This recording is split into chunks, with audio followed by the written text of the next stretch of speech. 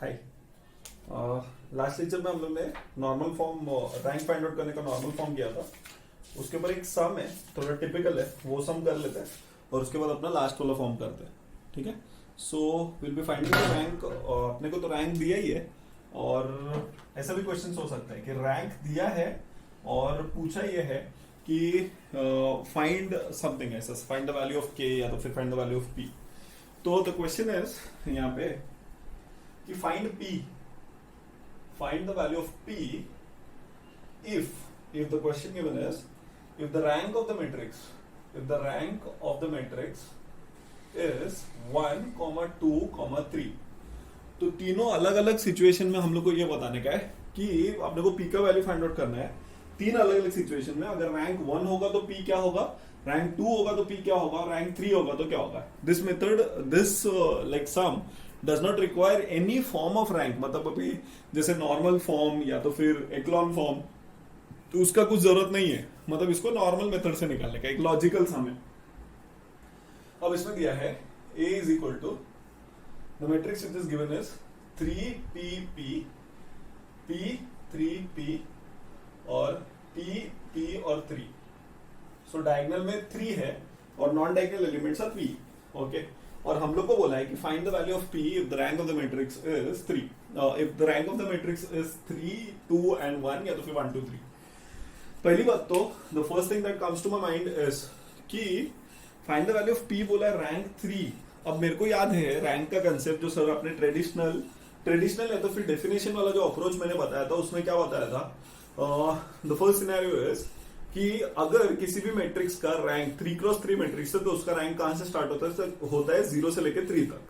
अब 0 किसका रैंक होता है, नल मैट्रिक्स का, तो इसका रैंक 0 तो हो नहीं सकता।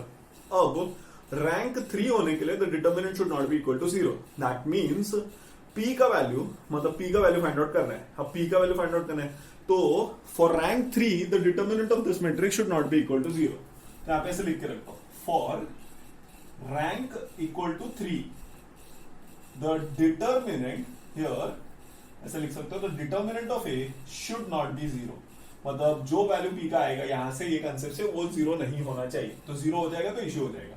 तो अब इसको सॉल्व करते हैं, तो सॉल्व करेंगे तो 3 into 9 minus P square minus p into 3p minus P square और प्लस p इंटू यहाँ पे हो जाएगा, सॉरी यहाँ पे मैंने मिस्टेक कर दिया, minus p into P square minus 3p, उल्टा लिख दिया, पी स्क्वायर माइनस 3p हो जाएगा और ये plus p into 3p minus P square, 3p minus P square. ठीक है, तो अब इसको सॉल्व करेंगे तो यहाँ पे 3 times of 9 will be 27 minus 3p square और यहां से आएगा minus p cube minus of minus plus 3p square plus 3p square और माइनस p क्यूब। सो अब इसको सॉल्व करेंगे तो this determinant should not be equal to 0, this determinant should not be equal to 0। तो solving this what will get is minus p cube is minus 2p cube, p square और p square, तो minus 3p square plus 3p square cancel होकर this will be plus 3p square और यहां से p वाला तो कोई term ही नहीं है and this will be plus 27 and this should not be equal to 0। Okay, so अपना जो डिटर्मिनेंट वैल्यू है it should be like okay, so 3p minus p cube. Okay, so the determinant value is given by, ध्यान से, तो ऐसा अपना determinant value calculate हुआ। Okay, पहले जो डिटर्मिनेंट क्या था वही राइट था, यहाँ पे मिस्टेक कर दिया मैंने। यहाँ पे आएगा 3p माइनस पी स्क्वायर और यहाँ पे p square minus 3p, p square minus 3, not to worry. Okay, ज्यादा डिफिकल्ट नहीं होगा कंसेप्ट। यहाँ से ये टर्म्स हटा देता हूँ, यहाँ पे आएगा माइनस, यहाँ पे माइनस 3p स्क्वायर, यहाँ पे minus 3p square plus p cube, यहाँ पे प्लस p क्यूब और minus 3p square.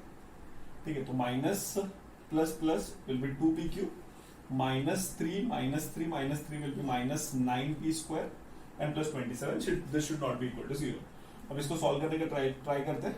2 into 27 is 54, और 54 का ऐसा कोई टेबल जो मेरे को 9 देता हो, तो 54 तो मेरे ख्याल से एक ही केस में आता है, 6 9 जा 54 होता है, तो 6 9 जा 54, 6 और 9 के बीच में 9 का डिफरेंस तो हो नहीं सकता। सो 27 2 जा 54 होता है, वो भी ऐसा केस नहीं हो रहा सॉल्व।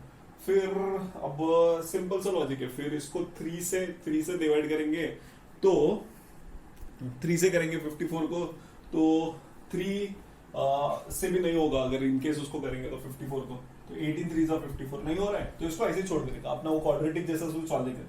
मतलब ये जो कंडीशन है, for this condition it should not be equal to 0 for rank equal to 3। अब नेक्स्ट केस कहते हैं, अब नेक्स्ट केस इज, अब एक चीज जो मेरे को देख के समझ में आ रहा है कि अब इसको मेरे को थोड़ा सॉल्व करना है। अभी मैंने ऐसा अज्यूम किया कि इसका डिटर्मिनेंट वैल्यू 0 नहीं है, तो अब इसका डिटर्मिनेंट वैल्यू 0 नहीं है, तो सर अब क्या करेंगे हम लोग? अब सबको मैट्रिक्स को देख के समझ में आता होगा कि अगर मैंने p का वैल्यू 3 डाल दिया, ठीक है, ध्यान से सुनना, अगर मैंने p का वैल्यू 3 डाल दिया, p इज इक्वल टू 3, तो बहुत बड़ा इश्यू हो जाएगा। अब बहुत बड़ा इश्यू क्या होगा, ध्यान से, तो बहुत बड़ा इश्यू इज, समझो ध्यान से, ओके, द फर्स्ट कंडीशन है रैंक 2 होने के लिए, रैंक 3 होने के लिए क्या कंडीशन था, डिटर्मिनेंट 0 नहीं होना चाहिए, लेकिन रैंक 3 नहीं होने के लिए डिटर्मिनेंट 0 होना चाहिए। तो यहां पे ऐसे लिखता हूं, पहला condition is for rank is equal to 2, this value 2p³ minus 9p² plus 27, this should be equal to 0। अगर ये 0 होगा, पहले एक चीज बता देता हूं, अगर ये सॉल्व हुआ तो रैंक, इसका p का वैल्यू अच्छे से निकाल लेगा। समझो फॉर एग्जांपल ऐसा आया p minus 1 into p minus 2, तो p minus 1 into p minus 2 is not equal to 0, तो p should not be equal to minus 1 and p should not be equal to 2, ऐसा लिखना पड़ेगा। लेकिन अगर एक क्वाड्रेटिक इक्वेशन सॉल्व नहीं, cubic equation solve नहीं हो रहा है, इसको तो मैंने क्वाड्रेटिक समझ के दिया, अगर इसको क्यूबिक इक्वेशन सॉल्व नहीं हो रहा है, मतलब इसका फैक्टर्स निकालने में इश्यू हो रहा है, तो हम लोग और सर इसका फैक्टर्स कैसे निकालेंगे, कैल्सी में डाल के चेक करने का। अगर मेरे ख्याल से बीडब्ल्यू लेक्चर्स में तुम लोगों ने किया ही रहेगा, क्यूबिक इक्वेशन का रूट फाइंड आउट करने के लिए मेथड अपने पास है। तो अगर डायरेक्टली ब्रेकडाउन हो रहा है ठीक है, नहीं ब्रेकडाउन हो रहा है तो उसको चेक कर लेने का। अभी ये इक्वेशन मैंने पहले सॉल्व किया है, इसलिए मैं पहले बता दे रहा हूँ कि ये क्यूबिक इक्वेशन को सॉल्व करने का कोई भी मेथड नहीं है। ओके, सो अब यहाँ पे ऐसा लिख दिया कि चलो कि अब रैंक 2 के लिए क्या कंडीशन होगा, रैंक 2 के लिए इसका डिटर्मिनेंट वैल्यू इक्वल टू 0 होना चाहिए, तो इसका डिटर्मिनेंट वैल्यू इक्वल टू 0 होना चाहिए केस 1।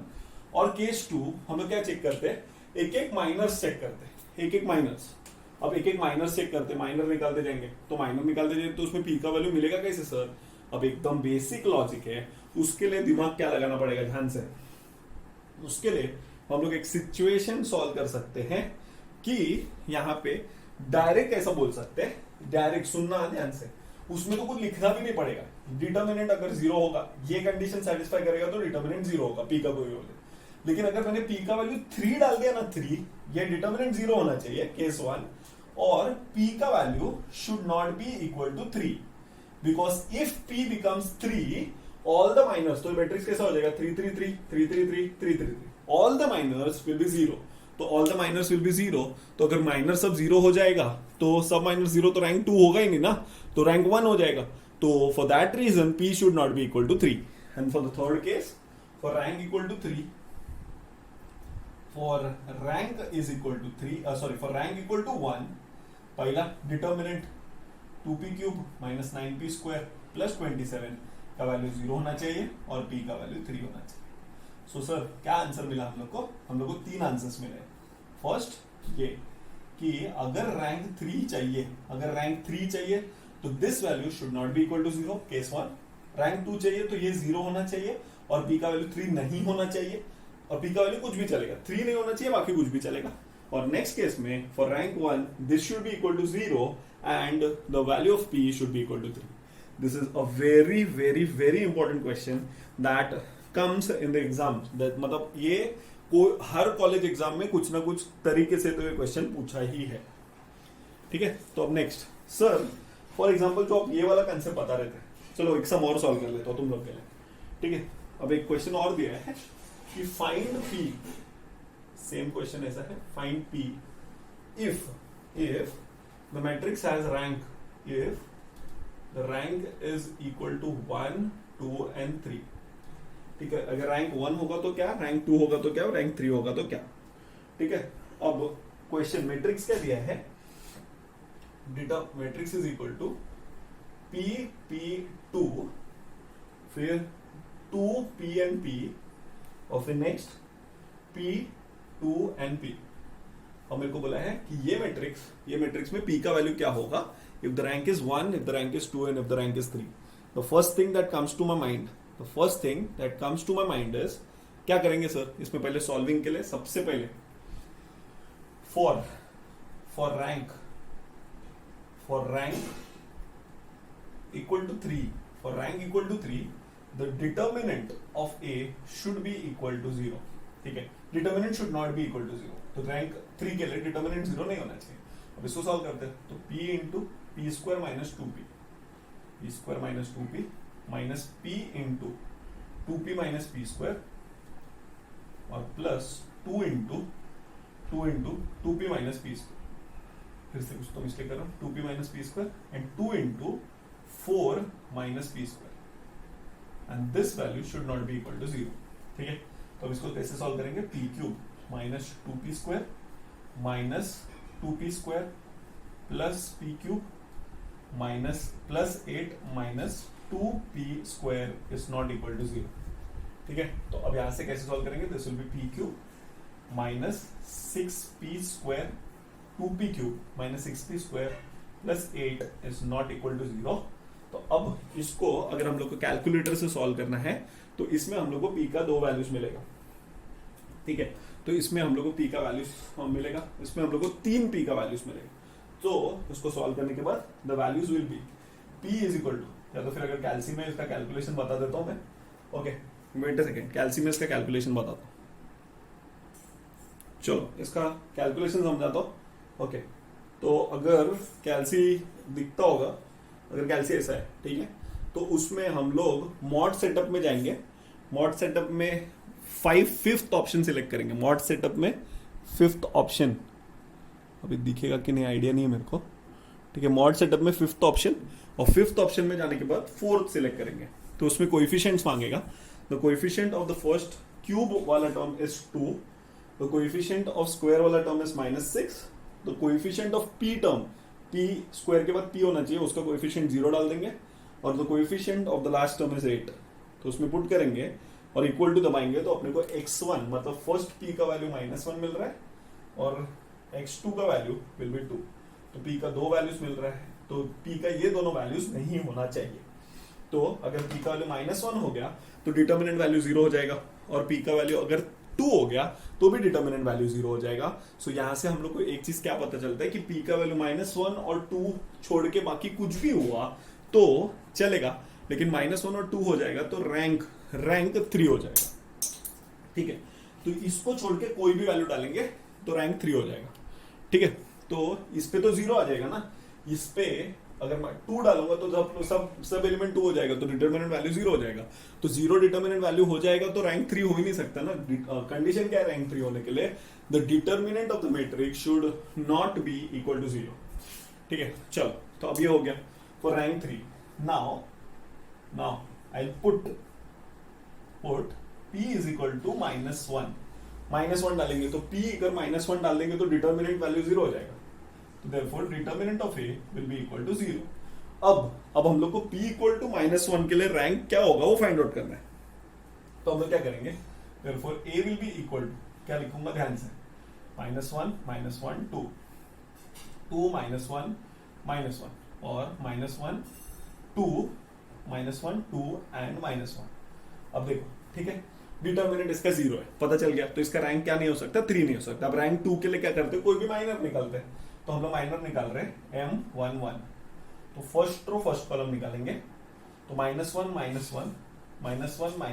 2 एंड -1। अब ये माइनर निकाला तो -1 is 1 plus 2 is equal to 3 which is not equal to 0। अगर सब माइनर 0 हो जाएगा तो रैंक हो जाएगा 1, लेकिन अगर एक भी माइनर 0 नहीं हुआ, मतलब एक भी माइनर नॉन 0 हुआ, तो the rank of the matrix is equal to 2, तो द रैंक इज 2। ठीक है, तो रैंक 2 मतलब p इक्वल टू -1 के लिए the rank is 2. Now I put p is equal to 2 in the equations. So the matrix will become, the matrix will be 2 2 2. The matrix will be 2 2 2. फिर इधर भी आएगा 2 2 2, इधर आएगा 2 2 2. So ऐसा लिखता हूँ, all the minors will be equal to 0. Therefore the rank of this matrix will be 1.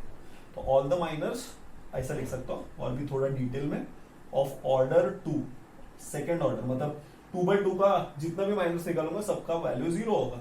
तो therefore the rank cannot be 2, therefore the rank is 1. So इसका मतलब अगर हम लोग का रैंक 3 होगा, अगर रैंक 3 है तो हम लोग को p का वैल्यू -1 और 2 नहीं होना चाहिए. अगर -1 डालूंगा तो रैंक 2 हो जाएगा, और 2 डालूंगा तो रैंक 1 हो जाएगा. तो एकदम सिंपल सा ऑप्शन. तो इसका मतलब सर रैंक 3 होने के लिए p का वैल्यू क्या होना चाहिए? p का वैल्यू 5 चलेगा, 6 चलेगा, 100 चलेगा, 1000 चलेगा, कुछ भी चलेगा. -1 और 2 को छोड़ के बाकी सब चलेगा. तो अगर किसी ने मेरे को पूछा, ऐसा बोला कि p should be equal to, p belongs to all the real numbers except -1 and 2. ये अगर और डिटेल में फंक्शंस के लैंग्वेज में अगर इसका आंसर लिखना है तो ये लिख सकते हैं हम. So this are the 2 sums which are very very very important and हर यूनिवर्सिटी एग्जाम्स में पूछते ही है. ठीक है, तो इसको सॉल्व करके समझ जाएंगे. चलो फिर नेक्स्ट, अब मैं एक सम दे रहा हूं तुम लोग को, अब उसका आंसर तुम लोग मेरे को होमवर्क के लिए बताएंगे. ठीक है, so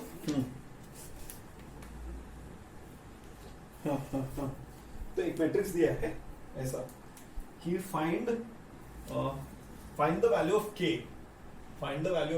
question if k is equal to question mark, if a is equal to, एक मैट्रिक्स दिया है 1 3k and 3k plus 4. ठीक है, फिर 1k plus 4 and 4k plus 2, और फिर नेक्स्ट 1 2k plus 2 और 3k plus 4. if the rank, find k if the rank is 3. Rank 3 है तो इसका k का वैल्यू फाइंड आउट करना है. तो लेट्स सी कितने लोग इसका वैल्यू फाइंड आउट करके बता सकते हैं.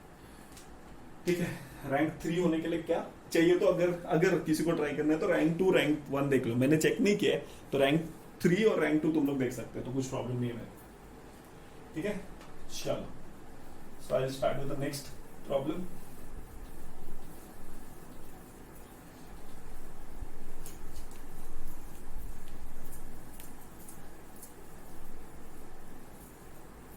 अब नेक्स्ट देखते हैं.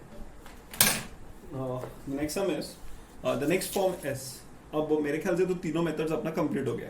द फर्स्ट मेथड वाज अपना ट्रेडिशनल अप्रोच, फिर the next approach was traditional approach was the first method, फिर द सेकंड मेथड वाज कौन सा अपना echelon form, and the third method was normal form. ठीक है, अब the next form is the application of normal form, जिसको बोलते हैं reduction of a matrix of A to normal form PAQ. ठीक है, ये मेथड का नाम है रिडक्शन, मतलब इसको इन शॉर्ट बोलते हैं PAQ फॉर्म, PAQ. तो ऐसा बोलते हैं, एक थ्योरम है, if A is a matrix of rank R, if A is a matrix of rank R, then there exists, पहले इसका डेफिनेशन देख लो. there exists P and Q such that PAQ is in normal form. ठीक है, PAQ is in normal form. इसका मतलब क्या मालूम है? मतलब जैसे एक मैट्रिक्स है, समझो A करके कोई तो मैट्रिक्स है जिसका रैंक समझो 4 है, 3 है, 2 है, कोई तो एक मैट्रिक्स है. तो उसके लेफ्ट साइड में, उसके राइट हैंड साइड में, मतलब A करके एक मैट्रिक्स है. ठीक है, समझो उसका रैंक हम लोग ने नॉर्मल फॉर्म से निकाला IR 0 0 0. ठीक है, तो उसके पहले और उसके बाद दो मैट्रिक्स होंगे, P और Q दोनों नॉन सिंगुलर होंगे, वो लिखना भूल गया, P and Q both are non singular. Non singular मतलब determinant should not be equal to 0, ठीक है, both should be non singular, वो याद रखो, एमसीक्यूज वगैरह में पूछ सकते हैं, ठीक है। तो दोनों मैट्रिक्स नॉन सिंगुलर होंगे, जिसमें जो अगर मल्टीप्लाई करूंगा तीनों को तो नॉर्मल फॉर्म में कन्वर्ट हो जाएगा, ठीक है। मतलब there will be existing two matrix A और B, सॉरी P और Q which will combine together and form the normal form, ठीक है। तो A का ऑर्डर ऑलरेडी पता है, A नॉर्मल फॉर्म में है, ठीक है। तो अगर मतलब समझो A कोई तो मैट्रिक्स है जिसका रैंक समझो 4 है, 3 है, 2 है, 1 है, तो there exist P and Q such that P A Q is in normal form. तो P और Q को मल्टीप्लाई करने के बाद मतलब A का कोई तो रैंक होगा, लेकिन P और Q को अगर मल्टीप्लाई करेंगे तो वो नॉर्मल फॉर्म में आ जाएगा, कोई भी फॉर्म से, ठीक है। तो इसका मतलब सर करना क्या है, हम लोग को P का वैल्यू फाइंड आउट करना है और Q का वैल्यू फाइंड आउट करना है। तो find P and Q if P A Q is in normal form, ऐसा क्वेश्चन आता है। वापस से क्वेश्चन बोल रहा हूं, find P and Q if P A Q is in normal form, ऐसा क्वेश्चन पूछते हैं। अब करना क्या है सर, सिंपल सा लॉजिक है, ठीक है। इसका वर्किंग रूल सुनो, इसका वर्किंग रूल, ठीक है, ध्यान से। और वर्किंग रूल मतलब कैसा, तुम लोग को एक मैट्रिक्स दिया रहेगा, ध्यान से, ठीक है। तो पहले अगर A करके एक मैट्रिक्स दिया है, तो if A is a matrix which is given, step number 1, मेरे को स्टेप्स देने का आदत नहीं है, बस मैं समझा दे रहा हूं कंडीशन की। तो A को कैसे लिखो मालूम है, therefore A can be written as IM A into IN, ठीक है। अब वेयर A का order is M cross n करके एक मैट्रिक्स दिया है, ठीक है, M cross n is the matrix. तो अब क्या करने का, ध्यान से समझो, इधर 3 क्रॉस 3 है, तो एक identity matrix of order 3 pre multiply करने का और एक identity matrix of order 3 post multiply करने का, दोनों तरफ। मतलब सर अगर ऑर्डर 3 क्रॉस 2 दिया होता तो प्री मल्टीप्लीकेशन इज m का वैल्यू 3 है, तो pre multiplication bye identity matrix of order 3 and post multiplication bye identity matrix of order 2, बस यही याद रखो, ठीक है। अब एकदम सिंपल सा कंडीशन, ओके, एक सम लिख देता हूं, उसके बारे में बताओ।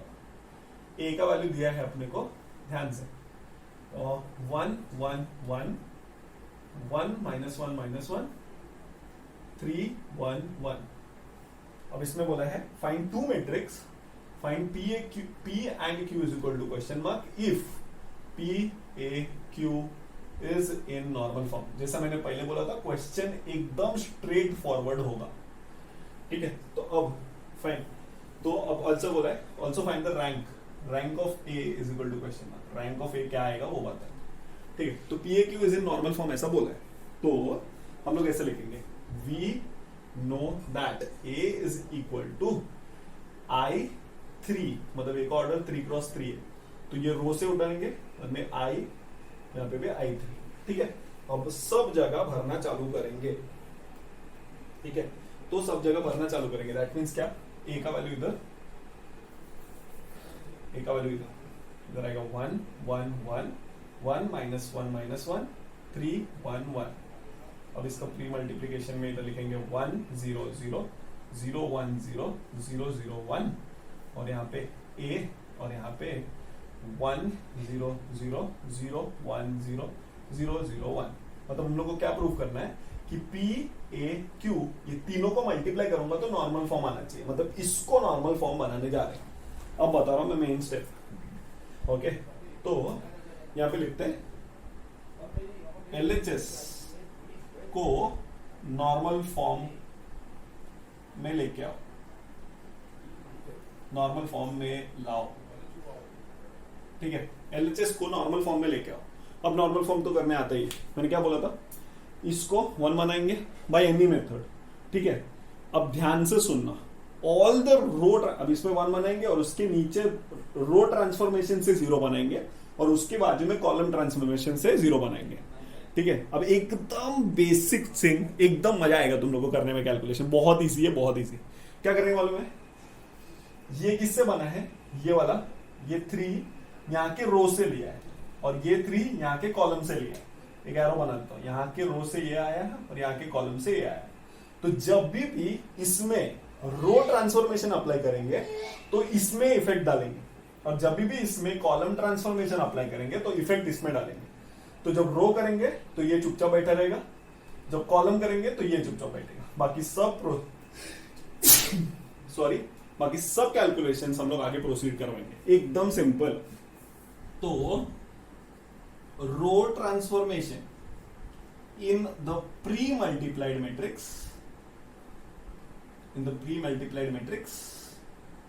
and the column transformation in the post-multiplied matrix.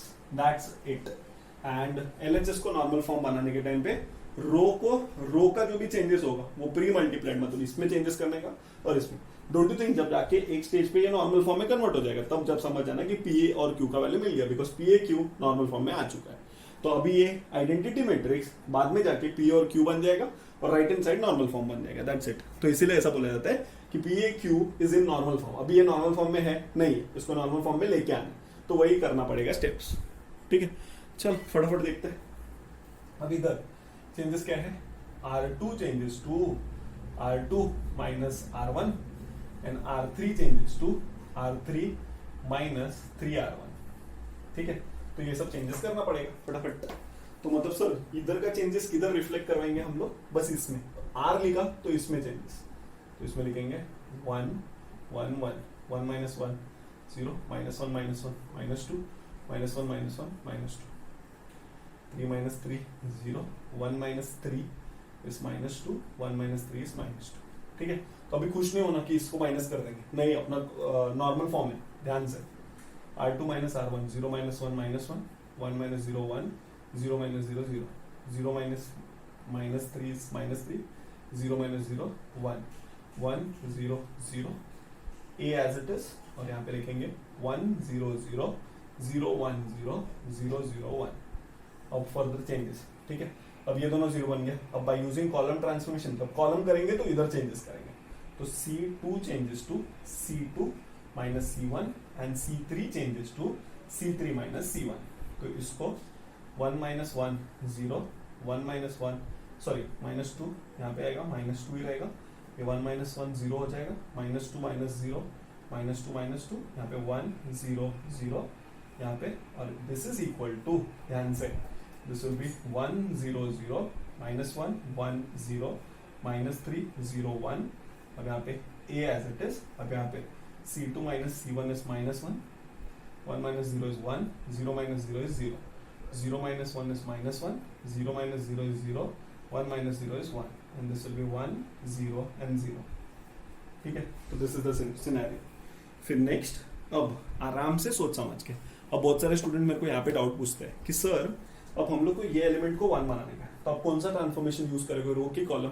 अगर रो यूज किया, समझो अगर कॉलम यूज करा तो कॉलम में चेंजेस करो, रो यूज किया तो रो का चेंजेस करो, सिंपल। तो मैं तो यहाँ पे ऐसा करने वाला हूँ, R2 changes to minus 1/2 times of R2।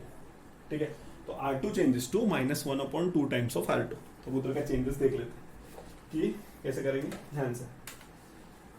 Okay, तो थोड़ा फास्ट कर रहा हूँ कैलकुलेशन, ध्यान से। तो R2 changes to minus 1/2 times of R2, यहाँ पे लिखने में थोड़ा एफर्ट्स जाएगा, तो 0 1 1, यहाँ पे 0 माइनस 2 माइनस 2, यहाँ पे 1 0 0 हो ही चुका है यहाँ पे।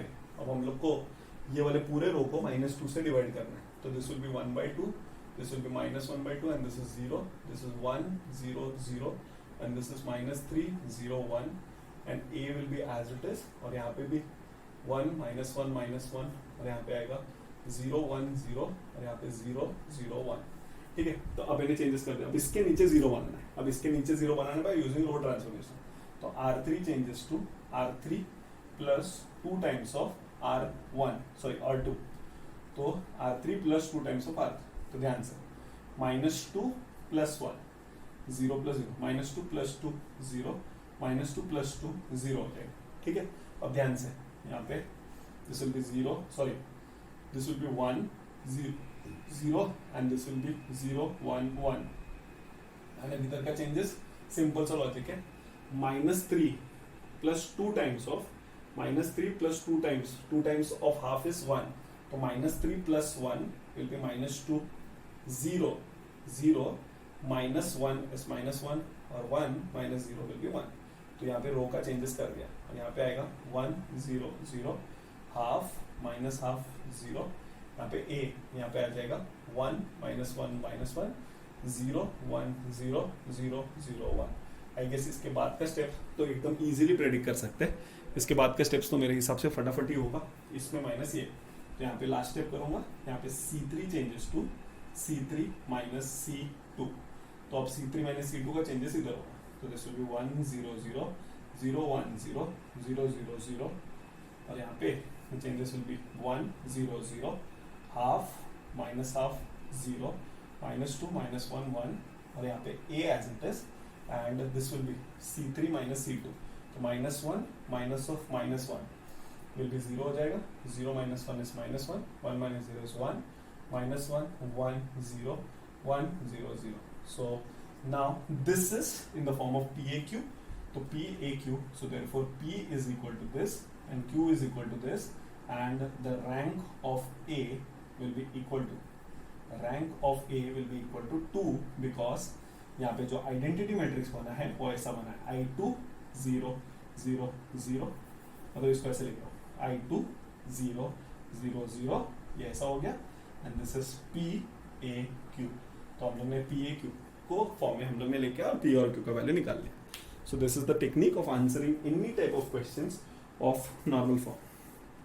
तो 1 0 0 half minus half 0 -2 -1 -2 -1 okay -1 1 okay and next case में 1 -1 0 0 1 -1 0 0 -1. So this is the answer and this is the technique of answering any questions of PAQ form. बस आराम से एकदम सिंपल लॉजिक से आंसर निकालेंगे और PAQ फॉर्म का कोई भी आंसर मिल जाएगा.